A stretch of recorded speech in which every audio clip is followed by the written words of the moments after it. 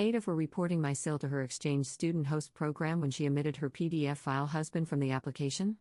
Posted by you/Lingonberry Patsy. Throwaway account. I'll try to keep this as concise as possible. I don't feel like I did anything wrong, but I have several family members cutting me off right now. My husband's brother, Sean, has 2 felony arrests, one in 2019 and one in 2023, for possession and distribution of child porn. He was fired from his teaching position at a high school for alleged inappropriate contact with a female student. He has had inappropriate relationships with underage girls online throughout the entirety of his 15-plus-year marriage to my sister-in-law, Anne, including immediately after they were married. Edited for clarity, my own daughter, when she was about 5 or 6 years old, this was before we knew any of this, around 2009, she is in college now, once came running upstairs from the basement where she had been playing during a gathering with extended family and said, "Sean told me to touch his worm." We all froze and questioned him, but he said she was mistaken. We then questioned her separately, away from him, and were satisfied that she was okay. But after that, we never let any of our children be around him alone again. I want to be clear, I was a stay-at-home mom, and no one watched my kids but me.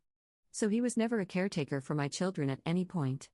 This is also why we have never allowed away sleepovers. Sorry, not sorry. Sean also took inappropriate photos of his wife's then 10-year-old sister while she was sleeping during a visit to their home. After the last felony arrest, and divorced Sean for legal protection because she's a teacher. Except they never stopped living together, and she never changed her name. Nothing changed. He also never faced any real consequences, just financial ones. He lost his job, but that's about it, because my in-laws basically footed the bill. He didn't even have to register as a sex offender. Okay, so here is where people are mad at me, and I ask, am I the jerk here? And posted in our local moms group and on her Facebook wall that she is hosting a foreign exchange student for the summer and asked if anyone else would be interested. My head about exploded. My family hosted the year before last. You need to have a kid near the same age as the student and be able to pass a background check. I knew Sean could never pass one. So how in the world were they hosting? My husband immediately called his parents. They happened to have both Sean and Anne's 2 kids there, who knew nothing about the exchange student and were stunned to hear about it. They had no knowledge of any plans for Sean to stay elsewhere during the summer. I asked the local coordinator from the exchange program to contact me. She told me that Anne had only listed herself as the adult on the application. Having been through the process before, I knew you have to include all adults 18 plus in the household.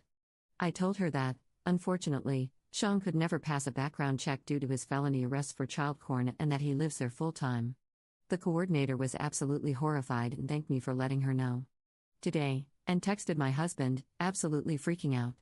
She accused us of breaking her daughter's heart over losing the exchange student, whom she hadn't even known about yesterday, accused me of hating Sean, being unchristian, hateful, and petty. I have lots of screenshots.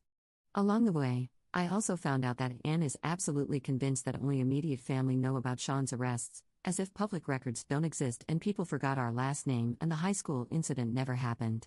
And my mother-in-law, Sean's mother, is disappointed that I didn't go to Anne first before going straight to the exchange student coordinator. I was also contacted by Anne's mother and soundly threatened to not mess with her family. I have now blocked them all across all socials. /relevant comments. Additional info from Op. I also forgot to mention, I'm a mandated reporter. Commenter. Honestly, your sister-in-law is likely one too, as a teacher. She doesn't need her job if her judgment is this poor. Op's response. She is also a mandated reporter. I've been saying this for days since this all started going down. Commenter 2.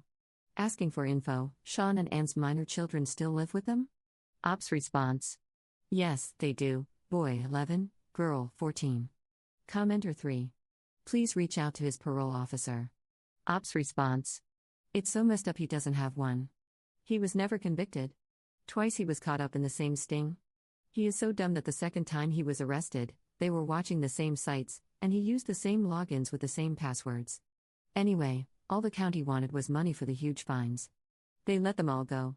He spent like a week in jail, that's it. Op on law enforcement's awareness. The cops know he lives with his minor kids. The last time he was arrested, they told him they would be watching him even more closely. Hell, they arrested him a day in front of them. Op on Anne's relationship with the program owner.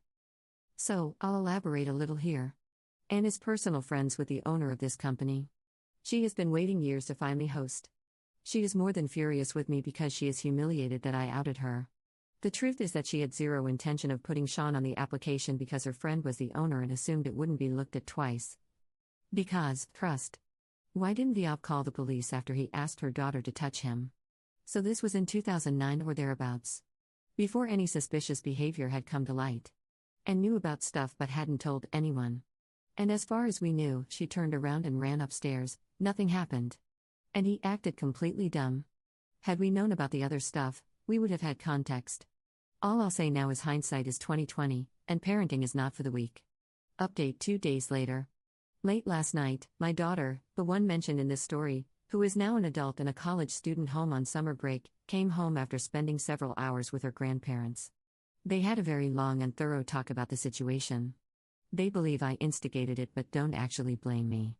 They say it will have serious and far-reaching effects within the family, and to that I say, these are natural consequences. And had no business applying to the program. And of course, if Sean had been a decent human being, none of this would even be a conversation. I told our daughter all the specific things she didn't know that Sean did. She had known for a long time he was a PDF file, she had that knowledge to keep herself safe. She has no recollection of the worm incident, but she told us something that upset us. My husband recounted how he would watch his brother basically groom, his word today, younger girls when they were teenagers. Please, be kind. This was in the 90s and he didn't know anything about this, he just knew it was weird. He said he would watch him flirt and manipulate younger ones, but he thought it was innocent. He noticed the behavior more and more as they got older but never thought it was sinister. Then our daughter said, okay, so this makes me feel better. When I was little, I had like a weird crush on Sean. I knew it was wrong because he was my uncle. But I feel confident that nothing physical happened to me because I was never alone with him. So somehow he was saying things to her, which is his mo. My mother-in-law says he has Peter Pan syndrome and blames all his problems on being stuck in his teenage years emotionally. I think it's a cop-out. Also, I received a text this morning from the exchange coordinator. It said, "Hi, so as it turns out, Anne's ex-husband is going to move out and she is going to host. He won't ever see the girl. I really appreciate you telling us everything." I responded, "So the problem I have with that is my husband called his parents before I ever spoke with you to find out if he was going to live with them, and they had no idea. Sean had no idea. And had no plans to tell you when she left him off the application. Just so you know, she planned all along for him to be there and for you to never know about it. She's untrustworthy. She tried to get him to be a chaperone on one of these exchange trips after his first arrest. You should also do a home visit. The house is a shambles and not fit for an extra person. I'll leave it at that. If they decide to let her host after all this, I don't know what, they are putting themselves in crazy liability." Second update 6 hours later.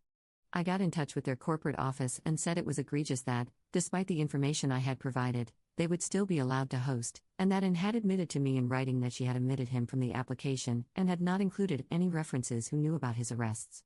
She said that to me plainly when accusing me of being the one to rat her out. They forwarded my complaint to the director of the local office, and she emailed me to call her. This happened to be the person who is Anne's friend.